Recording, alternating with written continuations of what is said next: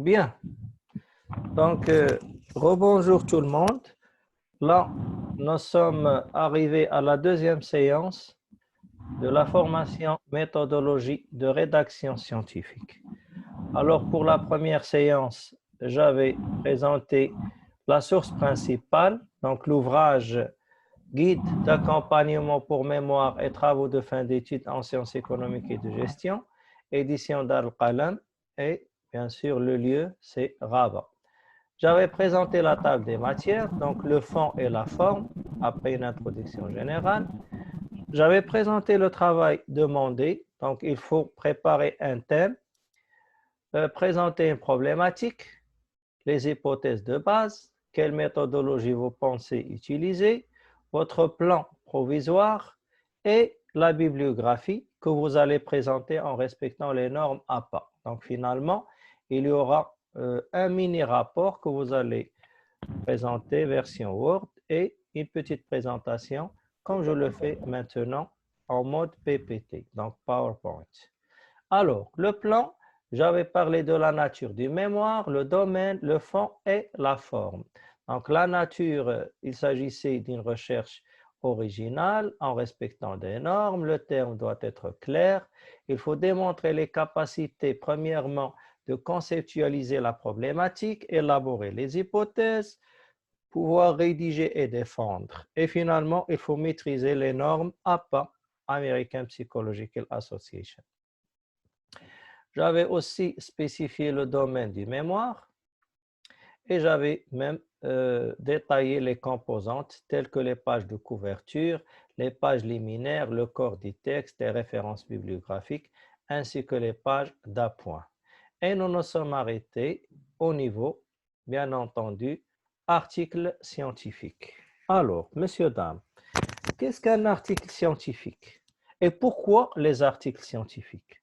Donc déjà, pour vous, si vous voulez établir votre base de données au niveau bibliographique, vous pouvez vous référer à des ouvrages comme vous pouvez vous référer à des articles scientifiques. Mais comment vous allez comprendre qu'il s'agit d'un article scientifique? Je vais vous donner un petit peu les conditions d'un article scientifique. Donc pratiquement parlant, je vais vous parler terre à terre. Quand vous allez sur Google et vous voulez chercher le thème, par exemple, motivation des travailleurs, ajoutez PDF. Comme ça, il va filtrer et il va vous laisser que les formats PDF. Et en majorité, les articles scientifiques, en général, c'est des formats en PDF. C'est des articles élaborés par des auteurs, c'est-à-dire des articles sérieux, des articles scientifiques. Il y a une approche scientifique, il y a une méthode et tout ça. Ce n'est pas des articles en sens commun comme dans les journaux, etc. Qu'est-ce que vous allez trouver dans un article? Premièrement, vous allez trouver le titre, donc le thème. Deuxièmement, vous allez trouver l'auteur et son affiliation. Par exemple, Sabri Karim, et vous allez trouver laboratoire Larnet et faculté des sciences juridiques, économiques et sociales à INSPA. C'est ça ce qu'on appelle l'affiliation. Par la suite, vous allez trouver un petit résumé en français et en dessous du résumé, il y aura des mots clés. Ce sont des mots les plus utilisés dans l'article. Par exemple, pour vous, motivation, personnel, entreprise, ainsi de suite. Henri Mintzberg, MacGregor, ainsi de suite. Après le résumé et les mots-clés en français, vous devez traduire, c'est ça l'article scientifique, on traduit le résumé en anglais, et ça s'appelle un abstract, et les keywords, c'est-à-dire les mots-clés en anglais. Alors, qu'en est-il de la composition d'un article scientifique? Et quelle est la différence de la forme d'un article et d'un travail de fin d'études? Pour un article scientifique, le plan, c'est des points. Ça va du point 1 jusqu'à point 5. Direct. Le point 1, le point 2, le point 3, le point 4, le point 5, et ça se termine comme ça. Dans le TFE, c'est différent. Dans le TFE, le format souhaité, c'est plus partie. Donc, partie 1, où on a la revue de littérature, chapitre, section, paragraphe et les numéros, ainsi de suite. Ici, dans l'article scientifique, non, ce n'est pas la même chose. Dans un article scientifique, il y a l'introduction, il y a un premier point dans lequel vous allez parler du contexte théorique. Ça peut être une théorie, ça peut être une revue de littérature en lien avec un thème donné, donc le contexte théorique. Et bien entendu, il y aura une méthodologie donnée, la méthode que vous allez utiliser, vous justifiez le choix de la méthode, quels sont ses avantages, quelles sont ses limites. Vous allez par la suite élaborer les résultats obtenus grâce à votre cas pratique directement. Ça peut être des illustrations, graphiques, schémas, ainsi de suite. Et vous clôturez avec des discussions directes. C'est des points. Hein? Point 1, point 2, point 3, point... Il n'y a pas mille façons de faire la chose. N'importe quel article scientifique doit comporter ces points. Je vais les détailler, bien entendu. Et vous terminez avec une conclusion. Et bien sûr, la bibliographie. Une bonne bibliographie.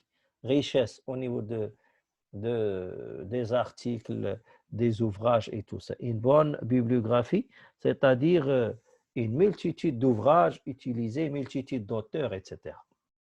Alors, l'introduction. L'introduction d'un article scientifique, elle va énoncer la problématique qui explique en quoi elle est intéressante, cette problématique, en quoi elle est originale, en quoi elle est novatrice. Par exemple, maintenant, vous pouvez, vous, par exemple, en lien avec le management des ressources humaines, si vous voulez être novateur, original et tout ça, vous pouvez lier votre terme avec le coronavirus parce que c'est un thème d'actualité. Voilà, c'est ça l'originalité, par exemple. Toujours essayer d'avoir un lien avec le vécu, avec ce que nous vivons actuellement, pour un petit peu rendre votre sujet de plus en plus intéressant. Tout le monde est intéressé maintenant par Covid et ses répercussions, soit au niveau ressources humaines, soit au niveau entreprise, sa performance, etc. Alors, l'introduction, il y a la problématique et il y a le plan de votre article, c'est-à-dire vous allez évoquer les points, c'est-à-dire il y aura une revue de littérature sur le thème X, il y aura telle méthodologie que nous utilisons et il y aura bien sûr des résultats que nous obtenons à travers un logiciel ou bien une méthode ou un questionnaire, ou etc., etc., etc. Bien, ça c'est le premier point introductif. Il y a même qui mettent un point, numéro 1, introduction. Et il y en a qui mettent directement introduction. Mais la majorité des revues, ils mettent un numéro 1 pour l'introduction. Alors, une partie, la deuxième, le point 2, vous mettez directement 2. Et si vous avez quelque chose au sein du 2, vous pouvez mettre 2, 1, 2, 2, 2, 3, etc. Donc, une partie de contexte théorique, où vous vous situez par rapport aux principaux courants d'analyse concernant la question précise que vous traitez. Je n'ai pas compris. Exemple, si vous voulez parler de la motivation, à qui vous allez vous référer pour parler de cette motivation? À McGregor, à Abraham Maslow, à Henri Mintzberg, etc. Donc, les courants de la pensée que vous allez mobiliser dans votre revue de littérature. Bien. Donc, qu'est-ce que vous allez faire? Vous allez résumer les derniers avancements, les anciens, les derniers, etc., au niveau connaissance dans votre domaine et vous allez indiquer les concepts en lien avec le thème en question. Donc, on vous conseille que votre revue de littérature soit variée, qu'elle soit actualisée, mais surtout qu'elle soit riche, c'est-à-dire plusieurs références à évoquer. C'était le deuxième point. Le troisième point, c'est la méthodologie, comme je vous ai expliqué. Quelle méthode vous allez utiliser? Questionnaire, enquête, etc. Quantitative, qualitative. Et, bien sûr, vous justifiez le choix de la méthode. Nous avons choisi telle méthode parce qu'elle est plus adéquate par rapport à notre sujet, parce qu'elle présente plusieurs dimensions, parce qu'on veut parallèlement analyser plusieurs choses, etc., etc. Ça, c'était le troisième point. Quatrième point, qu'est-ce que vous avez obtenu comme résultat par rapport au cas pratique que vous avez choisi? Donc, les résultats, ça peut être les résultats d'un questionnaire, d'une enquête, ou bien des analyses statistiques, des interprétations. Et bien entendu, ces résultats vont être présentés sous format illustration, des illustrations des graphiques, des schémas, des tableaux statistiques. Attention, s'il vous plaît. Normalement, toutes les illustrations doivent être précédées par un titre et suivies par une source. Très important. Un titre, vous dites ce qu'il y a dans l'illustration, dans le graphique, dans le tableau, dans le schéma, dans l'encadré. Et à la fin, quand vous terminez, vous mettez la source. Mais les étudiants, quand ils vont faire leur enquête et ils vont réaliser des tableaux eux-mêmes ou des graphiques, ils ne vont pas mettre de source puisqu'il n'y a pas d'auteur. Non, messieurs, dames. Il faut mettre source de points réalisés par nos soins. Ça veut dire que c'est vous qui avez réalisé, bien entendu, ce schéma, ce graphique, ce tableau. Donc, source de points réalisés par nos soins. Et vous pouvez même préciser, réalisé par nos soins à partir de l'enquête, à partir de SPSS logiciel, à partir de statistiques à logiciel, à partir de la revue de littérature, à partir des rapports annuels de l'entreprise, à partir du site www.anrt.ma, etc. Entre parenthèses, consultez-le, la date de consultation du site. Nous allons revenir sur la bibliographie, la bibliographie en détail plus tard, Inch'Allah. Donc, les résultats et bien sûr leur présentation. Dernier point, discussion. Qu'est-ce que vous en pensez de ces résultats par rapport à l'étude sur le terrain, les limites par rapport à votre recherche, etc. Bon, les limites, c'est à la conclusion, mais ici, vous pouvez parler des contraintes. Hein? Pendant Covid, on n'a pas pu la possibilité d'avoir ces statistiques sur ça, un contact avec tel monsieur, etc., etc. Vous pouvez bien entendu, dans les discussions de vos résultats, bien sûr, essayer d'apporter quelque chose de nouveau. Qu'est-ce que vous en pensez? D'avoir un esprit critique par rapport à tout ce que vous avez obtenu comme résultat. C'est votre touche personnelle. Et vous clôturez avec une conclusion. Bien. Ça, c'était un article scientifique. J'oublie tout ça, je ferme la parenthèse par rapport à l'article scientifique. Revenons au travail de fin d'études. Et revenons au guide qui va vous aider pour réaliser votre travail de fin d'études. Qu'en est-il du fond et qu'est-ce que le guide va vous parler ou va vous apporter par rapport au fond? Alors, n'importe quel travail de fin d'études va mobiliser les capacités suivantes chez l'étudiant. Premièrement, il y aura l'esprit de l'analyse parce qu'il y aura pas mal d'informations que vous allez chercher, que vous allez trouver abondamment, je l'espère, hein, mais sous format brut. Et quand vous allez prendre cette information, vous devez la niveler. Vous devez la niveler, vous devez l'exploiter et en sortir de la valeur ajoutée. Donc, qu'est-ce que vous allez faire? Vous allez passer de la phase information brute à la phase savoir, connaissance. C'est-à-dire une bête information, elle va devenir du savoir et de la connaissance. D'où l'analyse. Donc, l'esprit d'analyse. Deuxièmement, l'esprit d'évaluation. Ça veut dire avoir une position par rapport aux informations que vous allez trouver, par rapport aux théories mobilisées, c'est-à-dire avoir de l'esprit critique. Qu'est-ce que vous en pensez, vous? Vous n'allez pas, par exemple, présenter des statistiques sans les interpréter, les analyser et dire ce que vous en pensez. C'est ça être analyste, c'est ça être chercheur. Ça, c'est le deuxième point. Troisièmement, il faut avoir l'esprit de synthèse et de créativité. Quand vous allez synthétiser tout ça, sous forme de discussion à la fin, et ce que vous en pensez, vous. Donc, c'est ça la créativité, votre valeur ajoutée. Vous pouvez même ajouter des recommandations par rapport au camp choisi, par rapport à l'entreprise de votre choix, ainsi de suite. Bien. Mais bien entendu, il y a une certaine rigueur par rapport à l'originalité, par rapport à la rédaction elle-même, par rapport aux méthodes utilisées. Donc, comme vous voyez ici, les points analyse, évaluation, synthèse sont synthétisés dans ce schéma qui parle de l'acquisition des connaissances à leur maîtrise. On a de la connaissance, on doit la comprendre, on va appliquer pas mal de choses pour mieux maîtriser cette connaissance en l'analysant, en l'évaluant, en synthétisant et aussi, il faut avoir l'esprit critique. Regardez, ça c'est un exemple d'illustration. Il y a la figure avec le titre, figure 1, ça s'appelle de l'acquisition de la connaissance à leur maîtrise, mais il y a la source, donc Bertoli 2004. Vous voyez, toujours un titre et une source à la fin. Bien.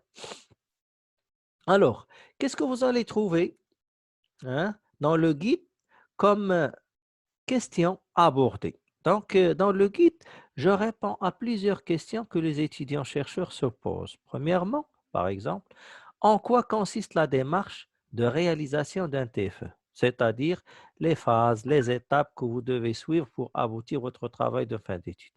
Je réponds en détail dans le livrable que je vous ai envoyé, le petit, 30 pages, pas les deux ouvrages, celui de 400 pages et celui de... Non, c'est pas du tout pratique pour vous, surtout la formation est limitée dans le temps.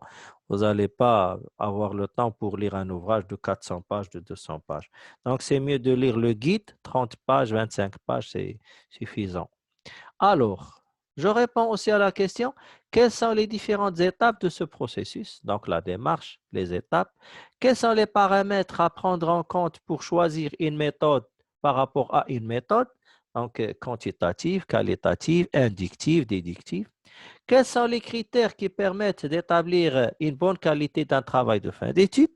Alors, par rapport à ce point, je donne des grilles d'évaluation des jurys. Donc, qu'est-ce que, bien sûr, un membre de jury va prendre en considération pour évaluer votre travail, soit au niveau forme, soit au niveau fond, etc. Donc, il y a des grilles qui vous montrent un petit peu les points sur lesquels vous devez faire attention. Comment rédiger la bibliographie, c'est à la fin. Donc, nous allons voir tout ça en détail. Alors, le fond et les points que nous abordons dans le fond. Bon, déjà, je vous ai parlé du premier point. Quelle est la différence entre une démarche en sens commun et une démarche scientifique? Bien sûr, ici, on est dans une démarche scientifique puisque on a une analyse, on a des statistiques, on a des résultats, des discussions de façon objective. Deux, quelques éléments d'analyse, c'est-à-dire la méthode du travail. Donc, la méthode, la problématique, les questions de recherche, votre démarche, est-ce qu'elle est déductive, inductive, l'approche que vous allez utiliser, est-ce qu'elle est qualitative ou quantitative, ainsi de suite. Donc, selon vos compétences. Il y a des étudiants qui maîtrisent, bien entendu, quelques sciences quantitatives telles que la méthode de recherche opérationnelle ou bien l'aide à la décision, etc., et qui peuvent facilement modéliser des données sous forme d'équations mathématiques et tout ça. Alors, ils vont plus utiliser des méthodes quantitatives.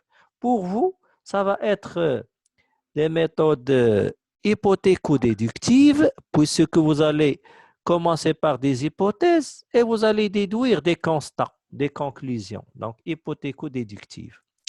Troisièmement, la démarche de recherche. Il faut passer par trois phases, la préparation, la réalisation et finalement la finalisation.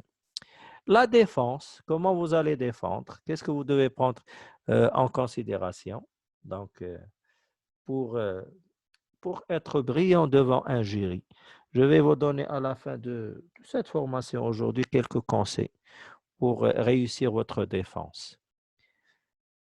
Vous l'appelez aussi la soutenance. Donc, défense, soutenance, c'est la même chose. 5. Les conseils. Je donne un certain ensemble de conseils pour réaliser un bon TFE, notamment en lien avec la planification et en lien aussi avec les sources informationnelles. Par la suite, je donne une idée sur la structure des mémoires. Je vais revenir sur ça parce que c'est très, très important. 7. Les critères d'évaluation du TFE. Qu'est-ce qu'il faut prendre en considération par rapport à la méthode choisie, par rapport au contenu, par rapport à la forme. Alors, pourquoi je vais vous donner un 16 et pas un 12, etc. C'est ce que j'explique dans ce point numéro 7. Et 8. j'explicite un certain nombre de points qu'il faut éviter. Par exemple, un sujet trop ambitieux, mais il n'y a pas d'information dessus, il n'y a pas de bibliographie dessus. La planification absente, essayez de faire tout à la fin. Hein, à la fin du temps, on essaie de tout faire, c'est impossible. Attention aussi à la qualité de l'écrit par rapport aux problèmes de français, orthographe, etc. Les figures dans le sens est obscur, il faut les éviter. Il faut éviter l'absence de l'esprit critique. Il faut être analytique, il faut critiquer votre position, qu'est-ce que vous en pensez. Attention à quelques citations maladroites qui n'ont rien à voir avec le travail. Et surtout, attention à la pauvreté de votre recherche documentaire, donc les ouvrages sur lesquels vous allez vous baser.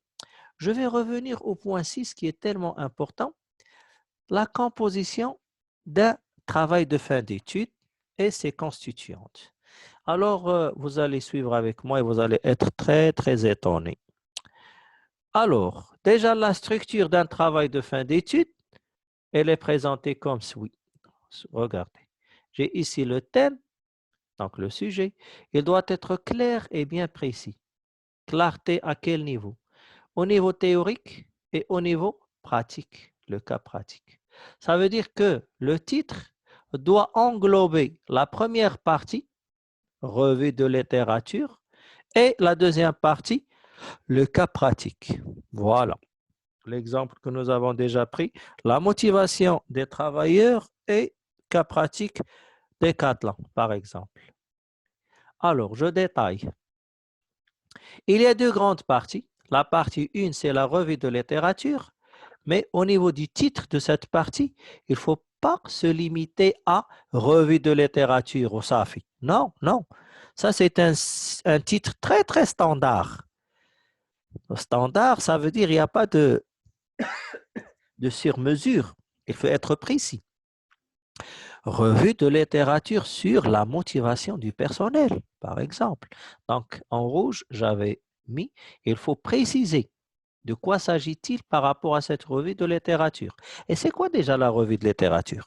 C'est-à-dire, qu'est-ce que les auteurs pensent de votre sujet, théoriquement parlant. Vous allez chercher des auteurs, qu'est-ce qu'ils en disent, et essayer que votre recherche soit variée, soit riche et aussi actualisée. Hein?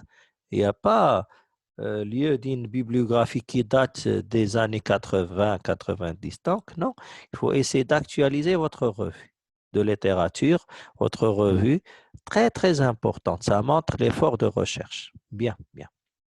Et ça explicite le volet théorique. Chaque partie, que ce soit la première ou la deuxième, elle est composée de plusieurs chapitres. Hein, vous pouvez avoir 2 chapitres par partie, 3, 4, ça dépend, selon l'importance de la recherche, etc. Chaque chapitre, il peut être subdivisé en sections. Donc, j'ai un chapitre 1, il est composé de sections 1, section 2. Et si vous avez encore de l'information au sein de la section, je dis si, vous n'êtes pas obligé de le faire. Mais si vous avez encore des titres à ajouter, vous n'allez pas mettre grand A, grand B, grand C ou bien des chiffres romains. Non, non, non. Il faut respecter cette nomenclature. Chapitre 1. Dans le chapitre 1, il y aura section 1, section 2. Dans chaque section, il y aura paragraphe 1, paragraphe 2. Et dans chaque paragraphe, c'est là que vous pouvez commencer à utiliser les numéros. Le 1.1, le 1.2, le 1.3, le 1.4. Mais si vous n'avez pas eu la possibilité d'arriver à la phase paragraphe, ce n'est pas grave. Vous pouvez vous arrêter à section. Donc, chapitre avec 2 sections et c'est bon. Et vous faites la même chose pour le deuxième chapitre, s'il y en a 2 chapitres par partie. Et pour la deuxième partie, vous allez élaborer votre cas pratique, ça veut dire l'entreprise. Et vous devez mettre cas pratique et préciser le nom de l'entreprise. À préciser, à préciser. Ah ben c'est le volet théorique et le cas pratique à préciser, préciser. Dans le thème et ici dans les 2 parties. Bien. Concernant la composition du cas pratique, c'est la même chose. Chapitre, section, paragraphe et les numéros.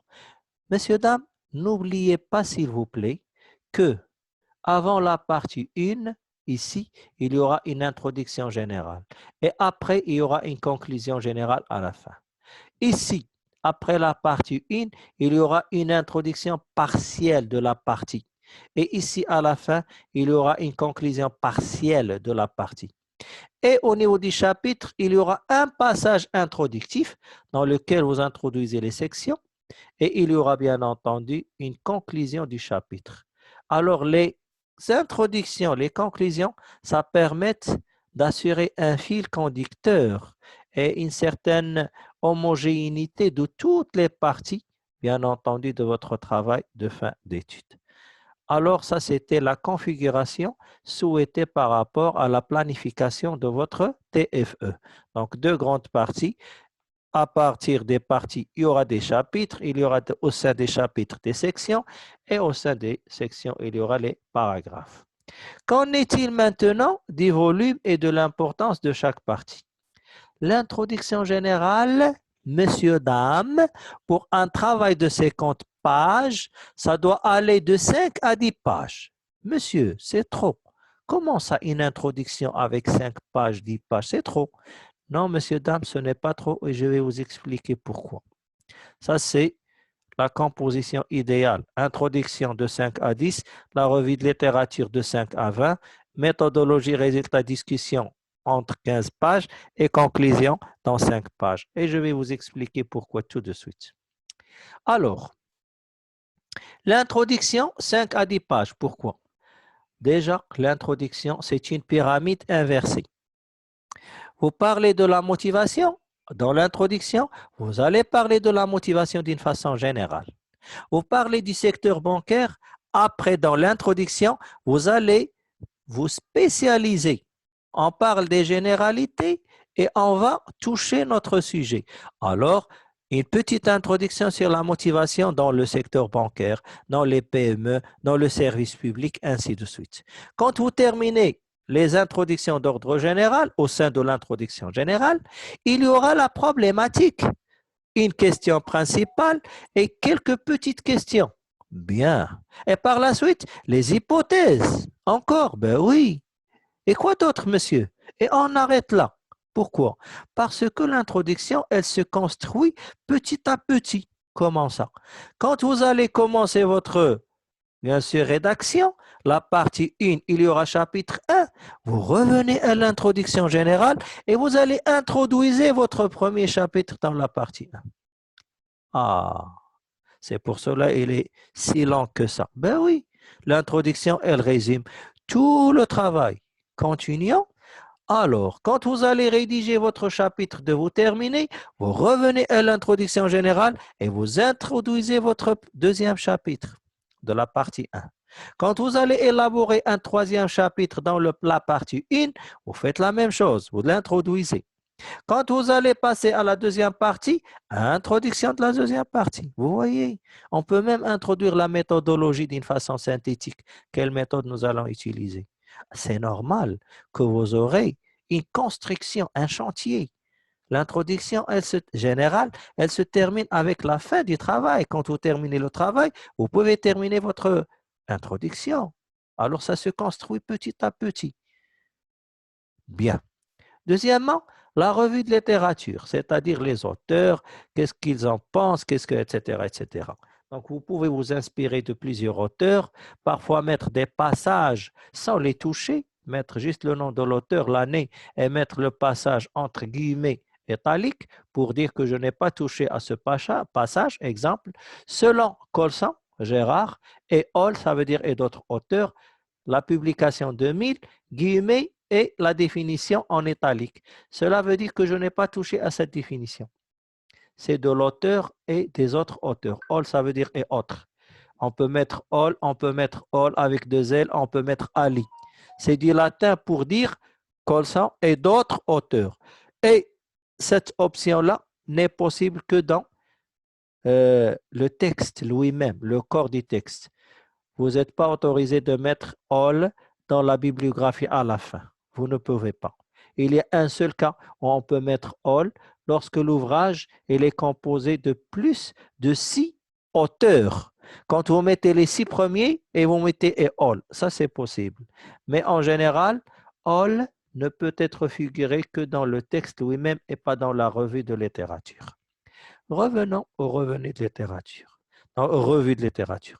Donc, je disais la revue de littérature, entre 15 et 20 pages. C'est la moitié du travail, parce que l'autre moitié, c'est ça. Donc, 15 et ici 5, 5, 5, 5, 5, ça fait 20. Bien. Alors, la méthodologie. Quelle méthode vous allez utiliser? Pourquoi vous justifiez le choix de la méthodologie? Quels sont ses avantages par rapport à votre cas pratique et quelles sont aussi ses faiblesses, donc ses limites. Selon d'autres auteurs, ils critiquent la méthode. Vous pouvez même vous référer à d'autres auteurs qui ont utilisé la méthode et vous faites un tableau récapitulatif des utilisations de la méthodologie que vous avez choisie d'une façon synthétique. Bien. Par la suite, vous présentez votre entreprise analysée et vos résultats obtenus sous forme de graphique, sous forme de schéma, sous forme de... ainsi de suite. Et à la fin, qu'est-ce que vous en pensez? Vous discutez les résultats que vous avez présentés et vous terminez avec une conclusion. Conclusion, ça résume tout le travail et on peut évoquer les limites de votre recherche, là où vous étiez coincé. Par exemple, on n'avait pas assez d'informations statistiques, on n'avait pas recours à quelques informations, etc., etc. On était limité par le temps. Il y avait Covid qui nous a empêchés à faire ça, ça, ça, ça, ça. Et la conclusion générale du travail, elle doit comprendre quelques questions ouvertes sur des recherches ultérieures.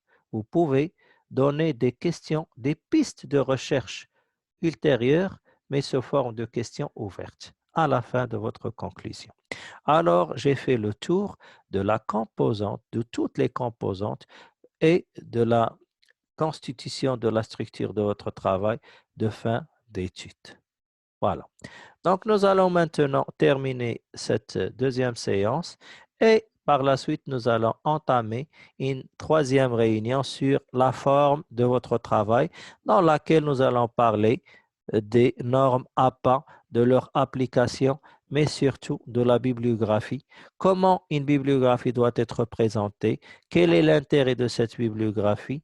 Et je vais clôturer la séance d'aujourd'hui par quelques conseils par rapport à votre exposé oral, ainsi que je vais vous donner quelques sources webographiques sur lesquelles vous pouvez vous baser par rapport à la recherche que vous allez entamer pour le travail que je vous ai demandé de préparer.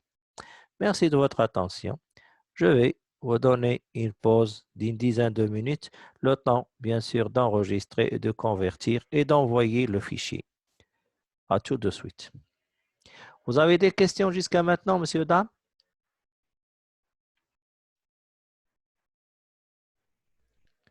Pas de questions? Monsieur Youssef, pas de questions? Non, c'est clair, monsieur. Très bien. À tout de suite.